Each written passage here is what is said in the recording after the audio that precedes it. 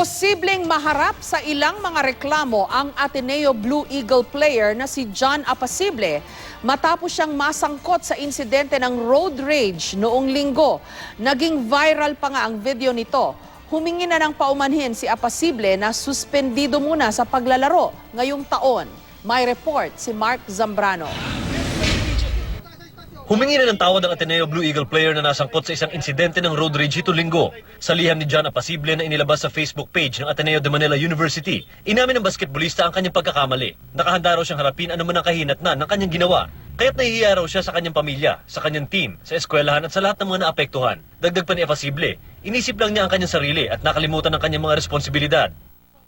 Matatanda ang naging viral sa social media ang video ni Apacible na minura ang nakaalitang motorista at nagpakilala pang konsehal. Consular ka pala eh. Ikaw yung maangas kanina. Oo. Sapakan tayo.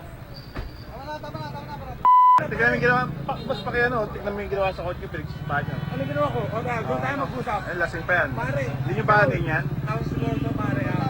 Pinababayaan niyo. Ayon sa uploader ng video, hinayaan lang daw ng mga responding police na umalis si Apacible kahit na lasing umano ito. Pero ayon sa QCPD, inimbitahan nila ang basketball player sa presinto pero humarurot ito at tinakasan ng mga pulis. Nagpaalam naman itong guy na excuse lang, may kukunin ako sa aking car. Tiwala naman itong ating pulis. Pagsakay nung guy doon sa sakyan, humarurot agad ito pero nakuha nilang plate number. Suspendido si Apacible hanggang matapos ang kasalukuyang season ng UAAP at hindi rin makakasali sa mga practice ng team. Maaari rin siyang kasuhan dahil sa pagtakas sa mga pulis sa gitna ng investigasyon. Maaari ring maharap sa usurpation of authority dahil sa pagpapanggap niya na isang konsehal. Lahat ng pwedeng gawing yung mga nagawa niyang violation sa kanyang mga actuations na kitang-kita naman dyan sa video, ikakarga natin.